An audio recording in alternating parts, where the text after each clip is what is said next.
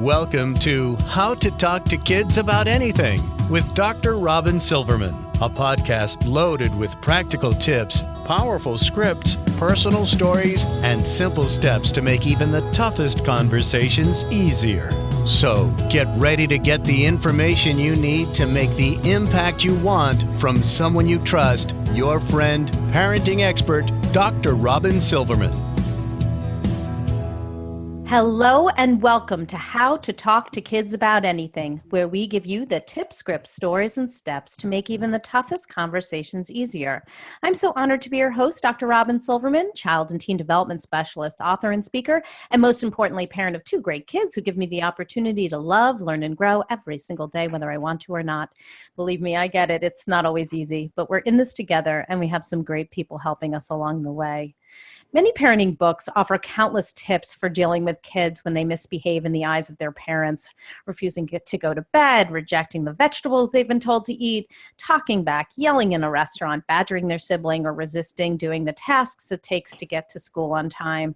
But the way parents cope with these challenging behaviors might be backfiring, even if they work in the short term.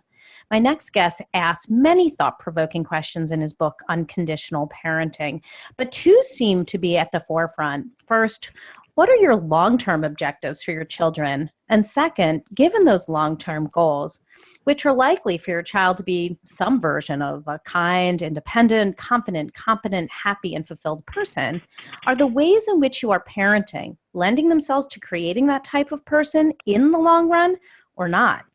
It's time to take a hard look at some of the parenting practices that have become so common that they are accepted as the acceptable norm.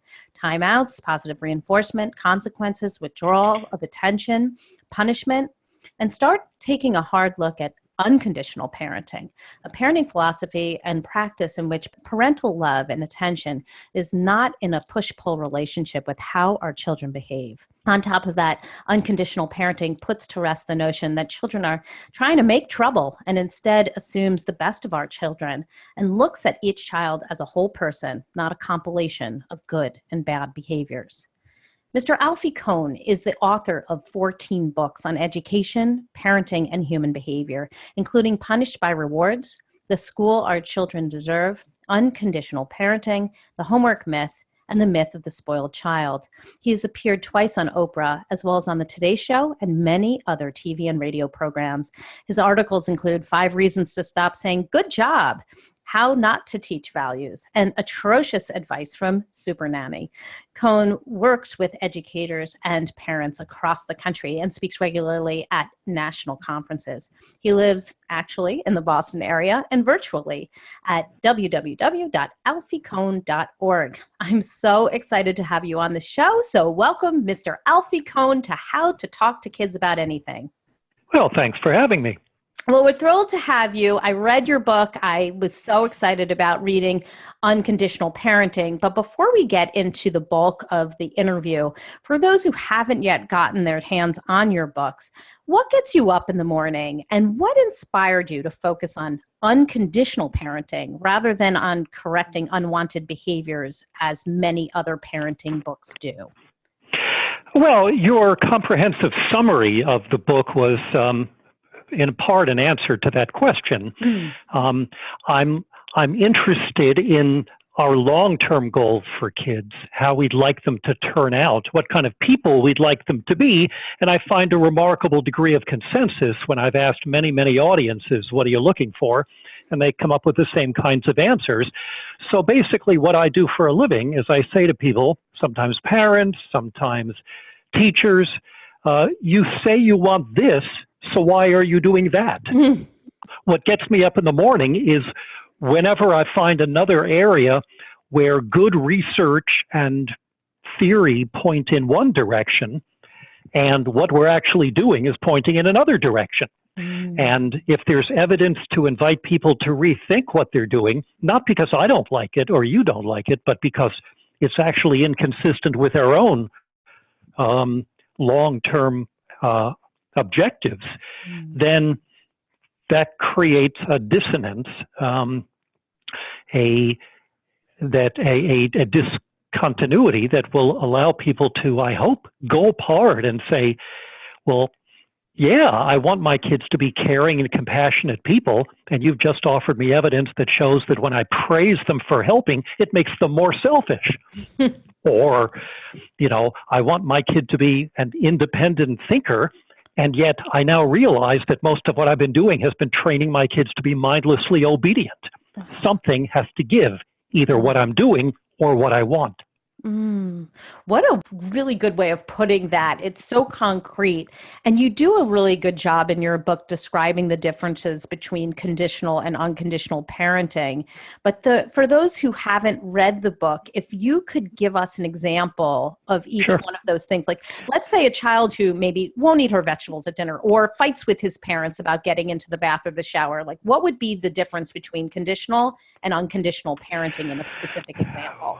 Well, let's try to aim more broadly to understand the ideas, because it might actually distract us or sort of dilute an understanding to try to make everything too concrete and behavioral. In fact, part of what I'm trying to do in this book is invite people to move beyond behavior to look at kids' needs and values and motives that underlie and inform behavior. Every time you see a book that talks about kids' behavior, you should worry, because that's just focusing on the stuff at the surface that you can see and missing the child who engages in the behavior. Anyway, the basic premise here is that kids, and all of us for that matter, don't just need to be loved or even loved a lot. We need, and especially kids need, to be loved for who they are, not for what they do. There should never be strings attached to our care. And it's not whether we think there are strings attached, it's whether our actions come across to kids as if there are. Unfortunately, we need to love kids, in other words, for no damn good reason. Even when they screw up or fall short, they should never feel from anything we've done that our attention, our acknowledgement, our care for them has been turned off or reduced because we didn't approve of their action. If kids get that message from us that they have to jump through our hoops in order for us to be proud of them and to love them, then they begin to internalize that sense that they are not only loved conditionally, but lovable conditionally. And that puts a burden on them that is very hard to recover from. And there are many adults walking around who think of themselves as good people only if they're smart or make a lot of money or are thin or pretty or funny or anything. And what matters more than, as with love, it's not just a matter of how much, but what kind. It's also true for self-esteem. It's not just high self-esteem, thinking well of ourselves, that predicts to mental health. It's having a core of faith in ourselves that even when we do bad things, we are still at bottom good people. And the way you help kids to grow up that way is to do exactly the opposite of what most traditional parenting resources are urging us to do, with time out, which is forcible isolation from the people who love them when they need us most, or praise, which is a verbal doggy biscuit that tells them, you've done this, and so I'll give you a patronizing pat on the head for living up to my experience, my expectations. So this doesn't mean that we don't engage with kids when something goes wrong, when they act in troubling ways. We must, but we have to do so in a way that I call a working with approach rather than a doing to approach. And all punishments, even if we call them consequences to make ourselves feel better, and all rewards, even if we call them positive reinforcement, are ways of doing things to kids to get them to comply with us. And these are both ways of offering conditional affection. And so what we have to do is not just tweak it a little bit, not just do a different kind of reward or punishment, or put a different kind of string attached to our affection, but rethink those whole ideas. What you're saying really resonates with me, and you do speak a lot about this in your book. In particular, when a child is doing a behavior like they slam the door and you don't like that in your house, or call your other child a name, or push somebody or hit somebody, that we have been trained in so many ways to do certain things, to give timeouts, to to ignore the child, and not, when they're doing something that we don't want, to ignore them. We've overused good job, which I know you can't stand, and neither can I. But what would you want to see a parent to do instead? What is the flip side of these types of parenting techniques in a situation when a child may do something that they don't like? Well, I go to lengths in my book to give a broad sense with practical strategies, but to avoid the kind of, when my kid does this, I stand here and I say the following in this tone of voice. Right. I get emails almost every day from parents saying, my child is biting, my child won't clean up his room, my child X, what do I do? And I respond to each of those, I hope politely, but by saying, I've never met you or your child. Mm-hmm. It would be presumptuous of me to offer a specific response to a specific situation for people I don't know. Mm-hmm. All I can do is offer broad guidelines that can be adapted. So one broad guideline, for example, is to stop looking for a different thing to say when my kid does X, and instead take a step back to ask the bigger question: what's going on here? Mm-hmm. Why might my kid be doing this, and how can I engage with him or her? Possibly by stop over controlling. I mean, I can show you what conditional parenting looks like. Sure. It includes stuff like praise and timeout and so on, or ignoring. But I can't give you a concrete example of unconditional love. Mm-hmm. You see, because that's not something you can take a picture of. Mm-hmm. There has to be a sense in which what we say, how we say it, our tone of voice, our body language, all communicates to kids that, even when something goes wrong, they know my mom or dad never stopped loving me. Mm. So the challenge for us is to figure out how to put that into practice. One thing that makes more sense than looking for a different sentence to say when the kid does X is to ask, why am I doing so much over-regulating of my child? Mm.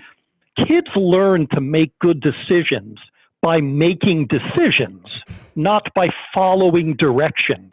Mm. And so one avenue to look at to try to figure out what unconditional parenting looks like is not a particular script we would follow, but a question we may not even have seen as related, which is, am I doing too much telling and not enough asking? Oh.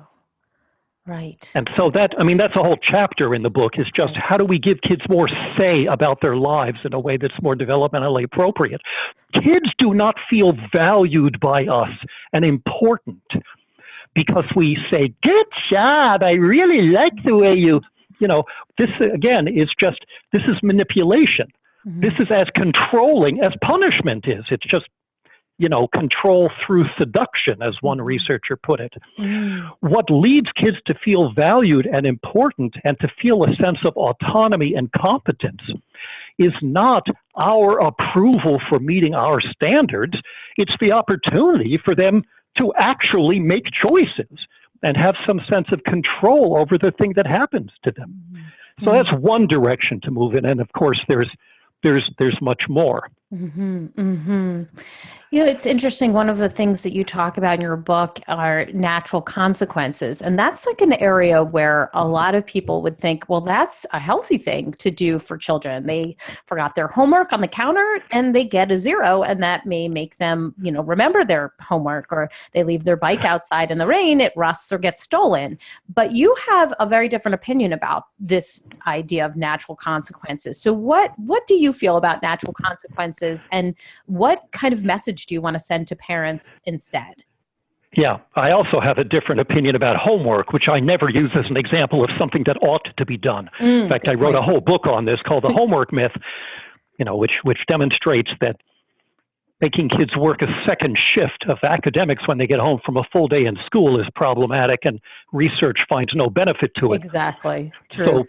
So beyond the question of whether natural consequences make sense, parents ought not to be pushing kids to do something that's going to kill their interest in learning, but actually becoming organized to challenge that practice in schools. But anyway, that wasn't your question.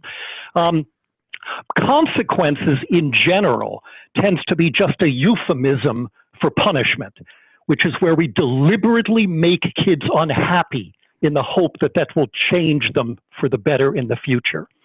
We use these euphemisms like timeout or consequences because on some level we know that doesn't make sense and it's unpleasant and it's going to strain our relationship with them. So they come to see us as just an enforcer of consequences, somebody's going to make them unhappy rather than someone they can trust to come to when something's going wrong. Mm-hmm. Now, natural consequences is often used, as with the examples you gave, to try to suggest that there's something inevitable about what happened. Mm-hmm. True natural consequences, if I stay up late, I'm going to be tired in the morning when I wake up. Mm-hmm. If I push this paper clip to the edge of my desk, at some point it's going to fall off. Mm-hmm. That's a natural consequence. Not reminding a kid to bring a raincoat so they'll learn from getting wet to remember it next time. That's just cruel, or saying to an older kid, you didn't get home when you should have, so you're going to go without dinner tonight. That's a punishment. Mm-hmm. There's nothing natural about it. What kids learn from what we call smugly natural consequences is the following. Mom or dad could have helped me out here, but didn't. Mm. The primary effect of so-called natural consequences is not to teach the lesson we were hoping that we would teach, to make them, remember stuff or, do what they promised to do or whatever. The main message they get is there's something about my parent I can't trust, or they don't love me enough to help me with this. Mm-hmm. Again, what we intended, as with most punishments and rewards, is not what predicts the long-term outcome. It's how the child infers, what the child takes away from this experience, what he or she experiences it. Mm-hmm. So I think we need to move beyond that whole notion of doing to, of which natural consequences is just another example, rather than trying to tweak the implementation. Mm-hmm, mm-hmm. And when you're tweaking the implementation and doing it with a child, that might mean trying to figure out how your child might be able to remember something that is important to them, like they know they need to bring their mitt to practice. The mitt is on the counter. They're about to walk out without it. And perhaps that's the time when you're either going to remind them, or if they don't like nagging, are you reminding them? Is there something that you can do to help them to remember on their own? Is that right? For parents to say, how can I help? That's a great phrase. How can I help? Yes. So the kid is making the decision about whether you need to help and whether you can, and if so, let's brainstorm this together. Yes. But not to feel that, we're being helicopter parents. Right. We're overdoing it. My kid's never going to be independent, unless I force them to suffer because the kid didn't remember to do X. So if it keeps, I would remind them, and then if it keeps happening, say, let's talk about what would be a good way so that you don't forget even when I'm not around. Right. And then if a kid comes up with something silly, think, well, let's try it, and then check in a few days from now, see how it went, or maybe we need to revisit that. Yes. But also we have to keep the kid's age in mind here. It is developmentally appropriate for very young kids not to remember stuff. You hear parents all the time saying things like, you just tracked mud all over the floor again. I just told you about this yesterday. You need to take off your boots when you come in. Are you deaf? The kid thinks, no, I'm 3. Oh, sweet. And the same goes for many other things. This is part of what comprises what I call a working with approach, keeping the kids' limits in mind. Well, if I can't use punishments and rewards, how am I supposed to make the kid sit through a long family dinner without squirming? You're not. They're not. It's the problem is with your expectation, not with the kid. And almost all parenting books begin with the premise that whatever the parent wants the kid to do, that's legitimate. So here are some tricks and techniques for making the kid do it. When a courageous parent begins by saying, if my child is not doing what I'm asking, maybe the problem is with what I'm asking. And that takes more courage.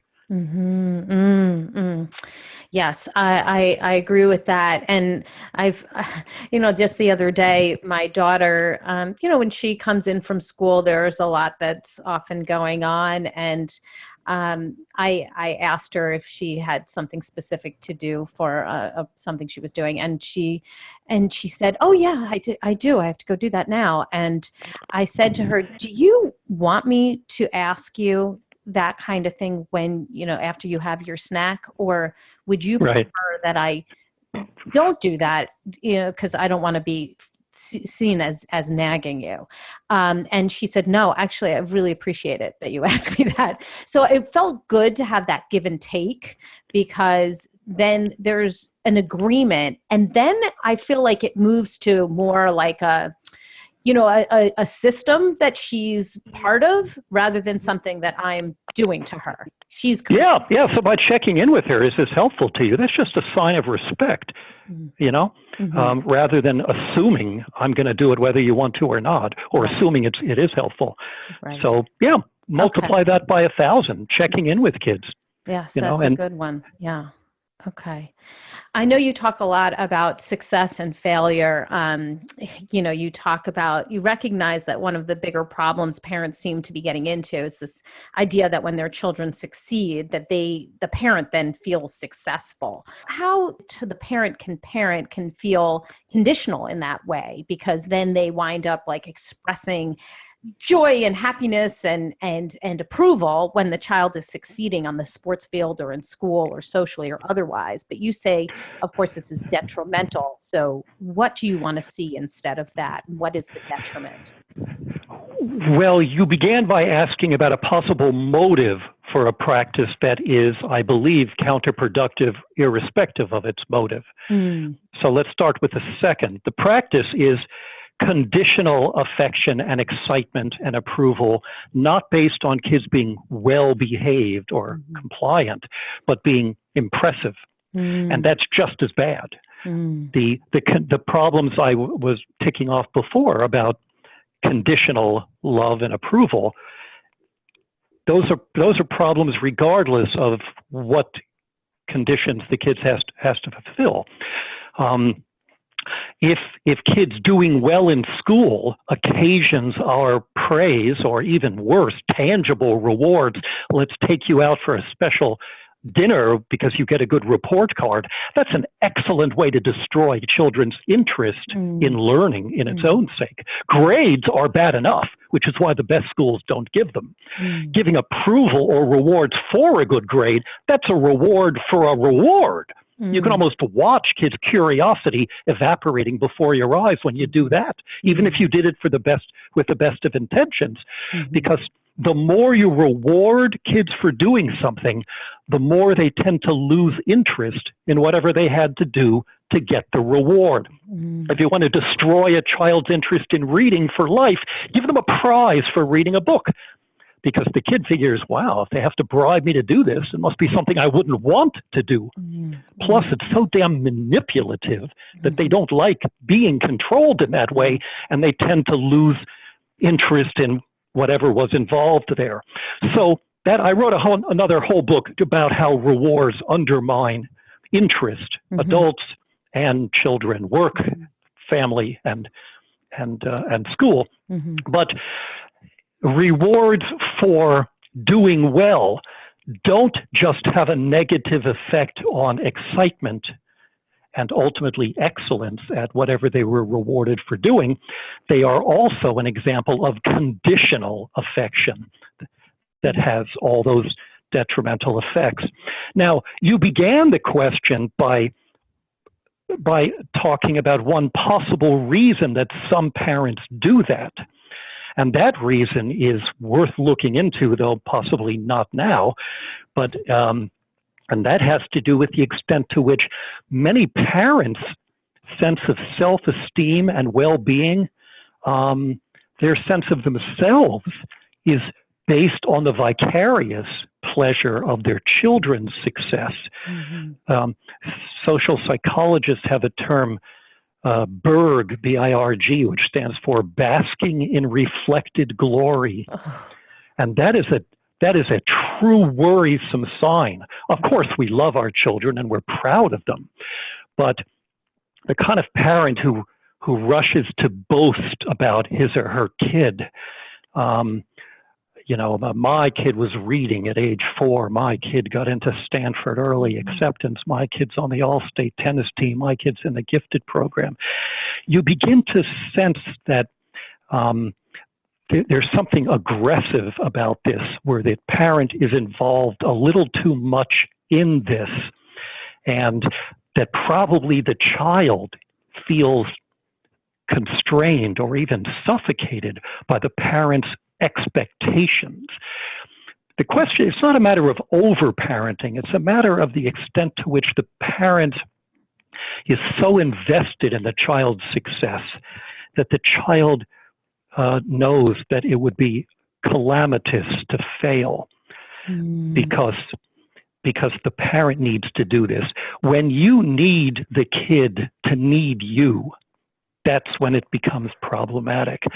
And so whatever the reason for it is, though, sometimes it may just be force of habit, or the fact that no one ever before invited you to think that when you praise kids for doing well, you might actually be A, undermining their desire to do well in its own right, and B, coming to think of themselves as good people only with strings attached, so that if someday they don't do well, they're in real trouble psychologically. And so if you've been doing it just by force of habit, or because you didn't realize that it was problematic, then good. Time to let go of that. Yeah, it should be easier because you don't have so much psychologically invested where you feel crappy about yourself if your kid isn't brag-worthy, Oh, wow. Well, thank you for that. I could feel like I could talk to you all day about all of this, but I know we are coming up to the end, and I'd love to just get your top tip. What do you want people to come away with after hearing this podcast and reading your book? Well, I would rather that people decide individually. They've heard me answer your questions for half an hour, rather than telling them, here's what I want you to take away. It seems more respectful and a way of modeling what I hope we do with our kids to say, why don't you decide what, if anything, struck a chord for you? I would hope that that they're involved in that would be a willingness to sort of take a step back, and instead of asking the question, how do I get my kid to do X or stop doing Y, that the broader questions here have to do with our long-term goals. And we don't just ask about, how we love how much we love our kids, but are we loving them in a way that's actually counterproductive? And beyond that, 10 different listeners of this podcast will come away with 10 different things that are most meaningful to them. Good. You pick and then work from there. Good point. What's your resource of the week? Where can we go to get more information about you and all of your great books that you've written? Oh, well, it's not just of the week, but thank you for asking. My name is spelled Alfie, and my last name is Kohn. And alfiekohn.org is my website, which has hundreds of articles that are all there for free on education as well as parenting, and also information about not only unconditional parenting, but also other books I've written, and a couple, and also a DVD for anybody who still owns a DVD player of a lecture I gave on this, and many other resources as well. Wonderful. Well, thank you so very much. I really enjoyed talking to you today and understanding more about unconditional parenting. And as we were doing our email exchange, and I by mistake wrote unconventional parenting, and you said, well, actually, it may seem like that to most, that it's such an important thing to be able to step back and ask ourselves, is what we're doing helping our child in the way that we would hope it would be helping our child, or actually detrimental to our children in the long run? It's such an important question, and I hope everybody will take that in. So thank you so much for being on the show today. Sure. Thanks again for your interest in having me. Well, I've got my takeaways, and sweet friends, I know you have yours. Let's discuss them. Come up on Facebook, go to the Dr. Robyn Silverman page, or let's chat about it at drrobynsilverman.com or twitter.com/Dr. Robyn. And if you love this podcast like I did, I hope you'll go up to iTunes and rate and review it so others will learn more about these outstanding solutions and all about Alfie Kohn and what he's been providing through his books and his lectures. I truly appreciate it. That's all the time we have for today, my fellow parents, leaders, and educators. Thank you so much for tuning in to How to Talk to Kids About Anything. For more information on books, articles, speaking engagements, or curriculum, please visit drrobynsilverman.com. So many great podcasts and so many great show notes to this podcast and to others are up there as well. I look forward to weathering the storms and enjoying the sunny side of life together. And please remember, even on the days when you fall short, you've got this. You're here and you're getting the information you need. Perhaps you heard something today, and I hope you did, that says, I need to do that differently, or I'm going to do that differently. I know it's not easy, but never forget there's always tomorrow. Parenting is the ultimate do-over. I see you, and I'm right there with you. And as there are moments when we doubt our know-how, our choices, and our sweet sanity, please know you are 10 times the parent you think you are. Until next time, this is Dr. Robyn Silverman with How to Talk to Kids About Anything. Please tune in again and keep connecting through conversation. See you next week. You've been listening to How to Talk to Kids About Anything with Dr. Robyn Silverman. For more information,